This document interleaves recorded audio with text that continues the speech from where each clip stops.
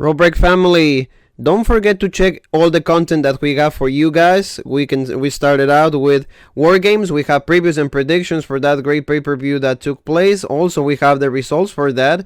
Don't also forget we cover AEW Dynamite, Chris Jericho's Thanksgiving, including a AEW Heavyweight World Championship match with him and against Scorpio Sky. We have a great show for you guys on that. Don't forget to check that video. We have Survivor Series. We have the preview and predictions for that pay-per-view, including the results. Everything is on the page, so don't forget to just check that out. Great pay-per-view overall, but like very disappointed main event.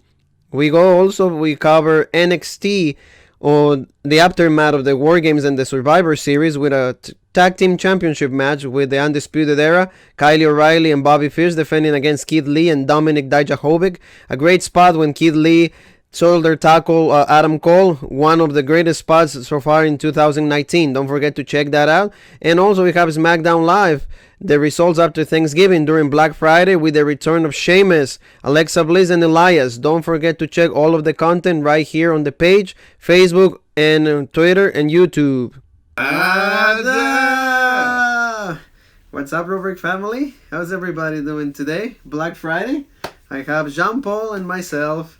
We're doing something different today. We'll be reviewing Smackdown Live pretty soon. We'll be Facebook Live for that. But for now, Jean-Paul and I watch the Stone Cold podcast. The Broken Skull Sessions. Badass. So we had the first interview was The Undertaker. Yeah, you gotta start out big. You gotta start out so big, and what better way to start with him? So we have some thoughts about that. I hope all of you are doing good, and we're gonna go right at it. And I think it was extremely good to see Undertaker as Mark Calloway. Yeah, like you don't really see him in this light, and I think he seems like an awesome dude. Yeah, like he's a guy you would want to hang out with. He doesn't seem like stuck up or like an asshole like some of these other wrestlers. He seems like a very approachable person. Yeah, I think that... Yeah, he like nothing like the gimmick. Like you might think like, oh, he's scary or the dead man or whatever. He looked so approachable when we got to... And this is the first... I won't say one of the few times that we got to hear from Mark Calloway instead of The Undertaker. Yeah. That was good. Like, so let's start talking a little bit about this. Like the gimmick, for example. What do you think about, like, he was a WCW, Mean Mark, all of that. He was doing not so well over there, although he had that thing with the Road Warriors. Yeah, that was the skyscrapers. The skyscrapers. When Sid went down. Yes. Yeah, he was added to that tag team, and then he was feuding with the Road Warriors. Yeah, that was a funny sport. He thought like it was a legit shoot, like they were gonna fight, and he's like, I was on the edge of my chair, like I was ready. Yeah. I was ready for like, oh, if they start swinging, I'm gonna start swinging, and they actually loved it. Yeah. Yeah, they actually loved it. They were thanking the other guy, and they were like, hey, good luck, kid. Yep. You're gonna be doing good big things.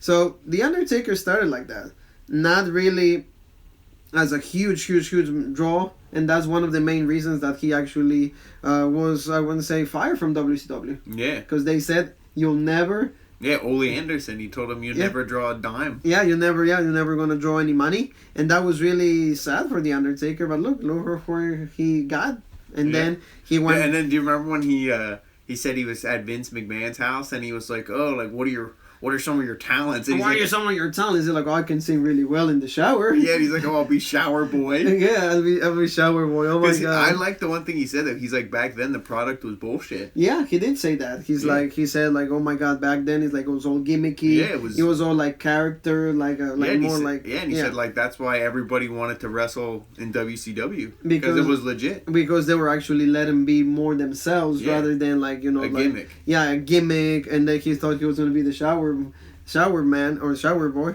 and then he there was a period that he didn't know what was going on with his career, and I really like how they handled the interview. Stone Cold was also very approachable. It was just a conversation with the both of them, and then he said that like he got a phone call, and then he thought it was going to be the Eggman. Yeah, because he saw it was what was it? So was it a Survivor Series or well, what it was Survivor Series. They came pumping up that Survivor Series 1990. They had that big egg, and they were saying when is he gonna pop out? When is it gonna pop out? And he thought it was gonna be, oh my gosh, I'm gonna be the Eggman.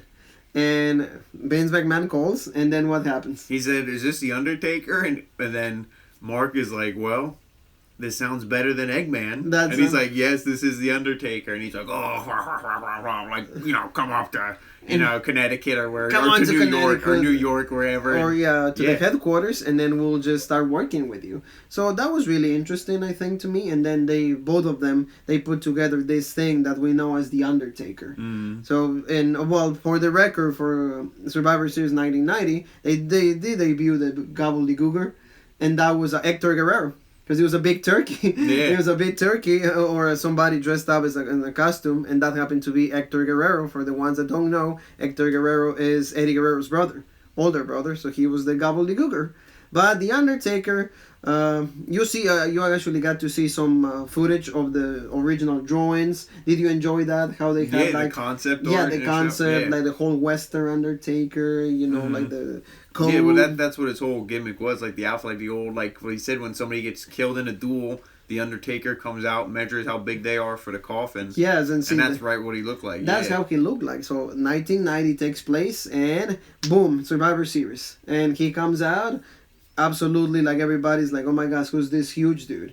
The one thing that we gotta mention also is that when Ted DiBiase introduced the Undertaker, he messed up the name because it was supposed to be Kane the Undertaker, but he forgot Kane, and that's why he went as the Undertaker. And see, that's what years after Vince McMahon picked the Kane thing, and then he put it into. But you gotta think how different history would be. What different history will be if his name would have been Kane the Undertaker. I think just Undertaker sounds better. Undertaker sounds so much better. And then he had a big... He talked about like how he got to eliminate Dusty Rhodes in his debut match, because he debuted in a traditional Survivor Series match. And then he happened to Tombstone, another wrestler. Coco Beware. But like Stone Cold is like, well, Coco is not Dusty. And then what happens when... he actually eliminates Dusty Rhodes from the top rope, and then after the match, what did he have to do? Well, he pretty much just said like Dusty was the first person he thanked backstage. You know, that was bad because it was like, Dusty was growing up. That's who he watched. And see, for example, those are the big things that you get from this kind of interviews. Is like how you as a child or as a kid you see them. You're like, oh my gosh, it's Dusty Rhodes, it's Ric Flair, it's Andre the Giant, because he did say that I got to shake Andre's hand, but it's like is undescribable how big his hand was. And then the Undertaker, his career kept progressing. But see, one of the things that I really enjoy, Jean Paul, is the thing that he said is like, I was doing flips, I was doing all these moves. I knew I could do them, but because of my character and my gimmick, I had to slow my pace and be really methodical. He had to wrestle like a dead man. Yes, like he had to change his whole moveset, his whole gimmick, his whole style to adapt to the gimmick. And he had to learn how to be the Undertaker. So that's one of the things that I truly, truly enjoy. What are your thoughts about that? Because, how did he said, in the one thing I really caught my attention is like he said, when I will see these matches like Shawn Michaels, I will see Bret Hart, I will see these old guys that will be good, really good technical wrestlers. And I was like, I knew how to do all those moves. And it will be actually for me more difficult because I'm like a lot taller and a lot heavier. And I could pull them off. But I had to understand that wasn't my purpose. So what are your thoughts on that? Like, what do you mean? Like, just like how he had to restrict himself? Yeah. I mean, like, it fit his character. It wouldn't have, like, if you saw, because he was a heel early on, against Hogan and all that. How would it be if he was doing flips? People would want to cheer that. Yes. So he had to work that style. It just fit his character. It wouldn't have made any sense. And the one and like he said, he was still getting over because the crowd still pops for a squash match. The Undertaker. And for what do you think about him revealing that the guy that helped him out with the wrestling, I will say like the inside. Well, with Jake. Jake. Well, and Stone Cold didn't even know that. Yeah, well, I knew that before going in, how Jake kind of mentored him and stuff. And I knew that too because he said like Jake the Snake Roberts was the first guy that said to him, when you are out of the ring, you're still the Undertaker. You gotta live as the Undertaker. Yeah, and he helped him with the promos. He helped me with the promo word, like the slow talk and all of that. Like very, The Boys also was like deep, rather than when they pair him up with Paul Bearer. And then they go, my Undertaker, oh, my Undertaker. And then you'll say, rest in Peace. Yeah, because Paul Bear, he got heat for just like his like high voice. People hated it. Yeah, and for we always also worth mention that he was first spurred up with Bruce Pritchard, Yeah. with Brother Love, but then I think he had to step down, and because Bruce Pritchard has been through his WWE career mostly as a creative, and then they pair him out with Paul Bearer, and then your rivalries in the whole entirety of like the Undertaker. Do you think what's your favorite time of the Undertaker for you? Do you like him during the early 90s, 98, No, Ministry? I would probably say the run from like after he lost like the original look. So I don't know what you want to say, like 95, 96? Yes. Like yes. that up until like the Ministry. Yes. So kind of like the whole like new federation Yes. or whatever. Yeah. That's where like when he really transitioned, because the early 90s all up to wait till 96 is when they had the casket match with Yokozuna. That's one of the things that I want to say the Undertaker was so innovative with the character and with the stipulations of the matches. Because thanks to the Undertaker, we got the casket match, we got the Buried Alive match with Mankind, a whole feud with him like lasted 2 years, and then we had the Ministry, and then also we got Hell in a Cell, and all of those things. So he talks about like the rivalry with Stone Cold, and then he says, "Hey, I'm sorry." Stone Cold's apologized to him because I couldn't give you the match that I should have given you during SummerSlam 1998, and that was like the biggest feud during that time. Yeah. So I really enjoyed that part And too. the one thing I noticed that they didn't talk about was how Undertaker had to get all those big guys over. Like, Yes. the Giant Gonzalez, Gonzalez. and all, Yeah. all those other guys. Absolutely, Kama. Then after that, he's really good friends with the Undertaker because Kama is Papa Shango. Papa Shango turned into what? The Godfather and all of that. They even had a group. They had a group. It was Yoko. The Bone Street crew. Yeah. It was Yokozuna. It was Kama or like Papa Shango. It was the Undertaker and 2 more guys, I think. In Paul Bearer. So they all were like their own group, and that's why like the Clique always like didn't touch the other group. They went separate ways. The one thing I do like is also Jean Paul when they mentioned that story with Cypress Hill, that like they drank it all the whole night. Yeah, and X-Pac is like knocked out on his shoulder, and he's like, "Hey." And like X-Pac, he's like, "Oh yeah, what's up, Taker?" Like he was awake the whole time, but he was like out. Yeah, he's like, "What's up, Take?" And then he goes, He's like, "We're done. I think our job here is done." And it's like, "Oh, we gotta go." And I think that the whole thing to see how the Undertaker, to hear his career through his own boys, how did he appreciate the stuff, and then how like he noticed it that after the Ministry, because I've seen a lot of documentaries based on the Undertaker, and he does say that was one of my highest points and at the same time one of my lowest points, because it's like we were doing some satanic things. For example, the sacrifices. They crucified Stone Cold. They were crucified Stone Cold. Boss Man. They had the Boss Man, and also like they were doing those things when he will turn you into the Ministry. So like pretty much like all this satanic stuff. And he said that his character was going stale. On top of that, he was really huge. He was like 330, 340. And then he just felt that his character was going stale. And then boom, he goes up to the American Badass. Which for me, I always have enjoyed that side of the Undertaker, because outside of the ring, that's what who the Undertaker really is. Yeah. The motorcycle, he debuted a new finisher. So you could say that he always understood that like if he morphed into something different, he needed to do something different. And like you said, that character fit that time period too. Like right in the height of the Attitude Era. Oh yeah. Like for example, like I did enjoy that, like how they run the whole sequence when he came out during Judgment Day 2000. Yeah. And he chokeslams everybody, and it's like, oh my God, it's the Undertaker, but you don't see the real. You were hoping for like the gong. Yeah. And like the music and all of that, but no, you actually comes got out to on see. the bike and comes out of everything, the bike, and then he, like I said, you could hear Kid Rock actually American Badass, so that was really popular at that time. And this whole run, to me, I really enjoyed it. The one thing I do not like is like he didn't ever won the WWE Championship. Yeah, I mean personally, I don't like the American Badass as much. So, and why? Yeah. Why, Jean Paul? Just Tell the whole Goldberg family. Just because I like the other character. But I like the Dead Man gimmick. I like more. You like the Dead Man. I always enjoy the American Badass, just because there's one promo that I'm gonna actually encourage all of you to watch, that he comes out and he challenges The Rock. And he tells him, he's like, I might not be linked out to the devil, but I still gonna go medieval on your ass. Like, you can see when he was able to talk, he was a good talker. But the problem with his promos is like, that he had the language was so complicated, always about dead. And he does mention, it's like, I always will check the Bible and will look for some verses and stuff like that. But the American Badass for me it worked because of the last ride. You could. Oh yeah, no, it was legit. But I just like the Dead Man. You like the Dead Man a little more, but like, see, the American Badass went all the way from 2000 all the way to 2004. Because he ran the American Badass was probably until 2002, and then he became Big Evil. He got his hair done, but he still will come out with a motorcycle, and then he actually wins the Undisputed Championship from Hulk Hogan. That's a really bullshit match, bullshit ending. Vince McMahon comes out, and of course the Undertaker wins the title, and then he had to drop it to The Rock, and then for the match for Brock Lesnar in SummerSlam 02. But then he becomes Big Evil, and then he has this really good rivalry with Brock Lesnar.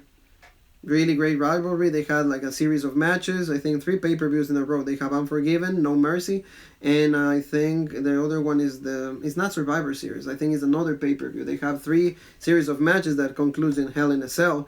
But other than that, Jean Paul, he feels that he has to go back to his real character, and that takes place WrestleMania 20, one of your favorite pay-per-views of all time. And he has this big rivalry with Kane because during the Last Man Standing, Buried Alive 03 with Vince McMahon, Kane turns on to the Undertaker and he gets buried alive. We think that he's about to retire. We don't know what his status in the WWE is, and then we got to see promos of the so there were teases throughout the whole months of November, December, January, to the Royal Rumble, that because of a gong, he gets eliminated. And then we get to see the Dead Man coming back. So I really enjoy that transformation also. To me, that's one of the best entrances of all time. When he comes out during WrestleMania 20, when you hear Paul Bearer come out, ooh, yeah! And then you have the Druids. Yeah. The Druids holding the fire and everything, the land, all of that. I really, really appreciate that. And then what else did you like from the whole interview, Jean Paul? I just like you found out a lot of stuff about like Undertaker early on, but there was a lot of stuff that they didn't ask, and I don't know if he's only gonna do one episode with the Undertaker, but I feel like this could have been like a lot longer. There was a lot of stuff that they didn't really touch on, but the one thing I was happy that they actually didn't talk about was the Mick Foley, the Hell in a Cell match, because we hear that all the time. But I mean, it was great. It's just like you said, you covered a lot of, what was probably like the best part for you think? Like the best part for me is just to hear the man, for example, like the one thing we really want to touch on is the streak. Because he says, for 5 minutes within, in the match, I got concussed and I don't remember a single thing. For a man to have wrestled that type of match with Brock Lesnar and not even remember it, you can tell how much of a professional and how tough this guy is. Yeah. Because the match was good. If you guys see the match, he's really good. Yeah, at some point he was going to win. Because he does hit the tombstone, but Brock Lesnar kicks out. And then he says, well, I don't remember, so probably... You could tell that there's no really logic in the answers that you get from a lot of people. Because when you ask Vince McMahon, he says, who made the decision to give up the streak? Vince said The Undertaker. Because he felt that it was his time to give back. Yeah. But, when you hear The Undertaker this time, you actually are like, well, you don't hear him saying that. Stone Cold doesn't even ask him about ending the streak. Yeah, they just kind of avoid it, I feel. Yeah, because, for example, I feel that, it happened because they knew he was concussed. Well, if what they said earlier is true, then they probably decided it before the match. And he got concussed during the match, so... To me, it's still conflicted. I don't know, because, for example, you as The Undertaker, would you have rather see the streak, ended? Or, or you will just keep he did say that he could have retired there, but because he was concussed, it was no doubts about it. He didn't want his last match to be that he doesn't remember. Yes. So that he could have wanted to retire there. He might have. No. To me, when he should retire, it should have been in 28, which is they did touch that. They touched, the series of matches, the 4 years, because he said it was pretty much a 4-year rivalry. The 2 with Shawn Michaels, the 2 with Triple H. So it should have been when it was 20-0. It should have been done. Should have been, okay, my career is over right here. I don't need to wrestle anymore. And of course, he went on to do CM Punk the next year. And then is when the streak got, got broken, and then he had to come back, and then he fought Bray Wyatt, and then Shane, and then Roman Reigns, and John Cena. So you could see that like he could have just retired when it was 20-0. I think you enjoyed that match, right? The 28 with Triple H, Hell in a Cell. Yeah, that was good. That was probably not as good as the Shawn Michaels, obviously. Oh but, no, yeah, but see, for example, but the story there, like we touched on it on the Hell in a Cell match. Yeah, we did that on that. For example, like the whole combination with Super Kick, the pedigree, and all of that. So yeah, I feel that like to hear the men also sharing stories. For example, like the chain when they went to Kuwait, they had like 800 people fighting there. Oh, in the headlock chain? Yeah, in the headlock chain. All like the house story stuff? Yeah, the house stories, for example, like see everybody was like in the headlock and then there was this guy walking by and he's like, what are you doing? Yeah, get Stone Cold was like, get in, and instead of him getting in the front, he got in the back and stuck his head in, and it's like, you're bullshit. Yeah, you're such an idiot. Yeah. And then when Kurt Angle and Vince McMahon were wrestling. The plane from hell. Yeah. The plane ride from hell. The plane ride from hell is because, like, see, we didn't know this. I didn't know that, like, Stone Cold almost take his ear off. Oh, yeah. And that's why he was all groggy the whole time. And then Vince is fighting with Kurt Angle, but I think they're wrestling. Fake wrestling. It's fake wrestling. And of course, he gets up, he sees that, and he puts Kurt Angle to sleep. Yeah. So you start stretching him out. And then the Undertaker pretty much put him to sleep. You can see how he always been the locker room leader. But I did appreciate just to hear like the man, just not. You can see that he's really humble. He doesn't believe that he is the greatest guy of all time. And what else did you like from the whole interview? I mean, just like everything. I thought Stone Cold, he's a good interviewer. He asked some questions, but they kind of kept it vague and just. You learned like a lot. Like they talked about just like a lot of stuff vaguely, kind of. So like they didn't go like super in depth with some stuff. Like they talked about the Goldberg match in Saudi Arabia and Undertaker. That was another thing where he's like, oh, I didn't want to go out like that. Which we all know that's why he had the tag match with Roman soon after. Exactly. So then and he had a good showcase in that. So like that was another thing where he doesn't want to go out looking like a job guy, or like messing up, or what was that his last match? The one with Roman? Yeah. The one with Roman, yes, but we don't know what he's going to do next. Yeah, so we haven't seen him, and he always says like, oh, my wife said, I retired like 15 times, and he's like, yeah, I think I'm done, and she's like, yeah, until you start training again. Until November you start training again. It's like an ongoing joke when it comes to that. And see, like, to me, that's the one thing that he should be just to me, because I'm a big fan of The Undertaker. I will say Randy Savage and The Undertaker are like my all time the best too. I always appreciate when he came out as the devil, big evil, or even like the dead man when he was aligned with Satan. I didn't care. I was just like so cool. I used to go and tell my mother like, this guy's aligned with Satan. I don't care if you're upset at me, but I do enjoy this guy. I want to be part of the ministry. I want to be crucifying people. The Undertaker for me was always legit. Like theme song. On your funeral and everything. Yeah. You always keep that mystique, and I think he had a lot of input on that because they talk about how many times they tried to break him in break the character on TV. Yeah, make him laugh. Yeah, make him laugh. There's sometimes when you like are looking just right at the Undertaker, you can see him he like bites his lip or something, try not to laugh. Yeah, or for example when they're like they show that part of like that Vince McMahon is actually talking to the team for the Survivor Series 01. That like he's like, oh, we're gonna go against WCW. And Stone Cold keeps repeating himself, WCW, and we got him. And one thing I did was they did show Jericho. They could have cut that video where they wouldn't have said Jericho because they said his name. Yeah, but see, because at the end of the day, you gotta acknowledge your history. No, they took him off the alumni page. You don't have to acknowledge bullshit when it comes to WWE. They did do that. But see, for example, I mean, they probably don't have a lot of people checking what you need to cut, what they need to. Oh yeah, really... no, it was just like a little observation. Oh no, but it's really cool though. It's really good that you check those things. That's why I say Jean Paul is the detailed one from the two of us. But it was just cool to see how they were trying to force him to do the under Rooney or the Taker Rooney. Yeah. And then if The Rock tried, I've seen that video actually. And then Vince does it and probably almost tears his fucking leg, his calves, his hamstrings. He does the same thing again. So it was cool to just hear, for example, like a few years ago, I want to say 4 years ago, they had the same kind of, like, it was The Undertaker's month, because it's been 25 years in the WWE, and they had, like, a similar, like, thing, but he wasn't even there. They did it. It was Shawn Michaels, it was JBL, Triple H, and Stone Cold talking about the Undertaker's career. And the whole time I'm thinking about it is, like, why is he not even there?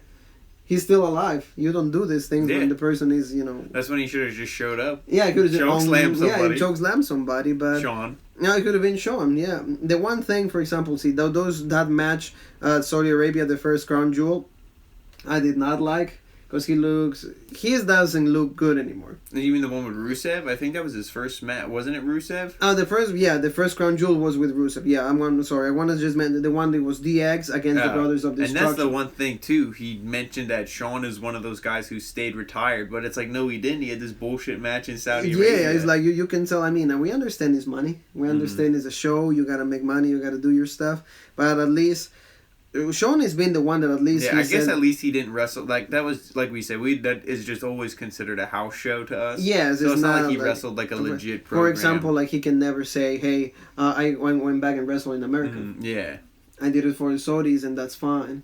But where do you see the Undertaker going from now? Do you see like a match in WrestleMania for him? I could definitely see a match at some point. Against who? I have no idea. That I can't even. I can give you two names, and you let me know. Demon, Finn Balor. I think Finn's on NXT for a while. So you don't see the Demon at all? Finn, Bray Wyatt.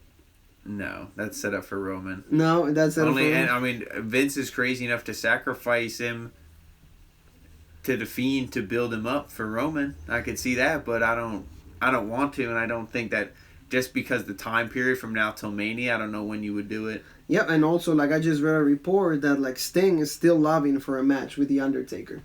So, will you see that match ever happening, ever? You think we're going to see it or no? I hope it happens not in Saudi Arabia, but I could definitely see it happening next Crown Jewel, like the one after Mania, whatever that one is. Yeah, Super Showdown. Super Showdown, yeah. If they do it, yeah. Please do it like right away. Because those two guys like are not getting any younger. And, Sting is almost 60. Yeah, I don't know how Sting is in the ring now. I mean, Undertaker, you put him in, at least in the right scenario with the right people, he looks decent. Yes, he looks decent because, for example, with Roman Reigns, he looked decent, and that's why when he won the match with Roman, he got a huge pop. When he went to Gorilla and everybody was hugging him and everything. Because the one thing I do appreciate also is how they said, hey, it was when talking about the match with Goldberg, it was a bad day at the office. We all have bad days. Well, yeah, they're not gonna bury the Undertaker and be like, yo, that thing fucking sucked. Like, you guys are awful and old. You're not gonna come out and shoot on the guy. But I mean, it's a good way to protect the thing because it was awful. Yeah, because Goldberg was fucking bullshit. He comes out to the ring gassed, and it's like, dude, you just did your entrance and you're gassed. But because they were all like, Goldberg. And they said it's 150 degrees. Well, dude, use your $10 billion and put some air conditioners in the building. Exactly, like of course that the tombstone was awful. The spear, everything. No, it was all Goldberg to me. Well, yeah, that was his fault. Yeah, that was his fault. Like that, there was no thing whatsoever that it would have been compromising. The Undertaker, I think he was okay. But like we've said many times that Goldberg, his matches were only like 1, 2, 3 minutes tops, and then they have this guy going like 10 minutes for no reason. So I think that like the whole interview revealed a lot of more stuff from the Undertaker, which I always appreciate. Yeah, you definitely found more out about Mark, the man. Mark Holloway, about Mean Mark. Mean Mark and his beginnings, for example, when he was talking about this guy that was supposed to teach them how to wrestle.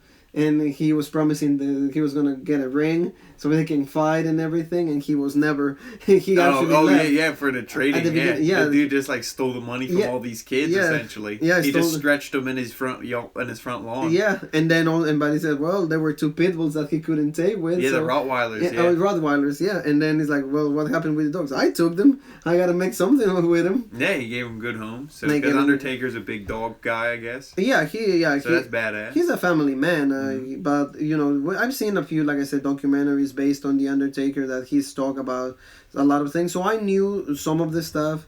Some of the other things, for example, like when Stone Cold was apologizing and all of that, I did not know. But it's just interesting to see the character and the man and how he was able to keep his mystique. And I think that's why, at least for me, he's the best character that WWE has ever produced. Oh, yeah, for sure. For sure, you will say that. And yeah, the one thing also, like the fact that they didn't acknowledge Mick Foley as much, that's good because like we've heard about the Hell in a Cell so many times when actually The Undertaker had really great matches with Bret Hart. They had the Shawn Michaels. That was, to me, 2 years of great matches. The first match with Triple H in Mania 27, I didn't enjoy too much, but the 28 Hell in a Cell, I did enjoy. Yeah. I did enjoy that. With Stone Cold, they did not have good chemistry. I will tell you that much. I mean, in the interview they did, but like in the ring, it was always tough to watch. There's a Buried Alive 1998 at Rock Bottom. Awful match. It's really slow. Both of them look really bad. So You don't know if that is like because Stone Cold said he has hearing problems. Because remember the first match, he Oh, he yeah. couldn't understand what he was trying to call. Hip toss. Yeah, and then he's like, I just clubbed him on the back. yeah. See, for example, I did enjoy it. See, those little things is where, for example, like how the wrestlers communicate. How the if John Paul and I are having a match, hip toss, shoulder tackle. Those little things, like that's just the kind of stuff that for me as a fan I would love to see more. To hear this story. And that's what I think we're gonna get in more interviews. Hopefully, like Stone Cold, like keeps bringing more like this, like big names. But I mean, names that, like, for example, I will say like a John Cena. I will say even Mick Foley. I would like to hear Mick Foley's side of a lot of things, not just Undertaker. For example, hey, how did you feel like the Hell in a Cell with Triple H? Because we haven't heard anything about that. I would love to see even Bret Hart, the screw job, even more, or Shawn Michaels about the eggs, about Undertaker and the matches. Eric Bischoff, the whole WCW. For example, here, what is a subject you would like to just know? No, I mean you kind of just named all the ones who I was thinking. Definitely like Bret Hart, because him and Bret Hart had good chemistry and good matches. Bret Hart would be legit. Bret Hart would be nice, especially. Let's talk about our feud. Yeah. WrestleMania 13, all of that. What happened? How did it go? What stuff. And I would even see him like to ask guys like Adam Cole on there, or even get some women like Shayna Baszler or Becky Lynch. I think him and Becky Lynch have a little bit of chemistry. I think she was on he has a TV show. Yeah, I think she was on that, but yeah, I mean, there's he can like I said, interview current talent. You know what we will be super good? The Rock. Yeah, that would be good. Because talk about your rivalry. Talk about probably one of the best rivalries of all time.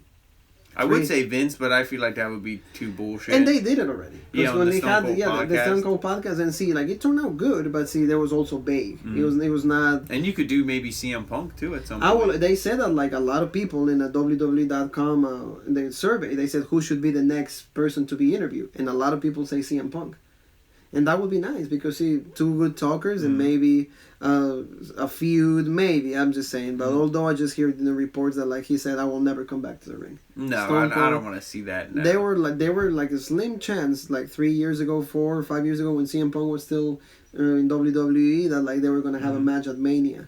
But would you have seen that? No. Oh, then maybe. Now no. No, yeah, Stone Cold. Yeah, he's. I rather him retire because he at least. But just because, not to go off on it, but just build up your current fucking talent. That's the problem. We hold on to people like the Undertaker and Stone Cold when we should be doing that to AJ Styles and Finn Balor and Ricochet and Drew McIntyre and Andrade, all the new guys. Yeah, like you should have. For example, these interviews are good, but because they stay as an interview, you don't need to go back in the ring. That's what I mean. You should also mix in a current talent in these interviews too. Yeah, like for example, AJ Styles will be good. Talk about TNA. You know, talk about those days. How like you transition from him, one of the the top guys on TNA, and then to go to WWE. How did it feel for you? And New Japan. New Japan, for example, acknowledge New Japan. Be like, for example, I would rather ask, hey, why the matches with Nakamura are so much better in New Japan, and here in WWE the feud was absolute trash?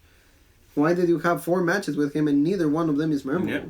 So, any closing thoughts on this, Jean Paul? Just that I can't wait to see who's next. Mostly, I guess, and it was badass. We would like to encourage all of you. I will say, like, even though I said I could watch 2-3 more episodes, I felt like the length was good, about an hour and 40 minutes. That was a good length. It was long enough where you got a lot of information, but wasn't too long. Like you were like, when's this gonna end? This is boring, kind of deal. Oh yeah, no. So it was legit. And legit. Yeah, like I said, both of them they handled it really well. It was really flow. There was a lot of like I said, they show stuff on the screen that they have right there, and of course they were very amicable, polite and everything. I want to say polite meaning like conversation flew really well from a guy from Texas to another guy from Texas. They were talking about country music, and we got to see different side of the Undertaker. At least for me, I knew that he would act like that, but I didn't know if he was as nice as that guy.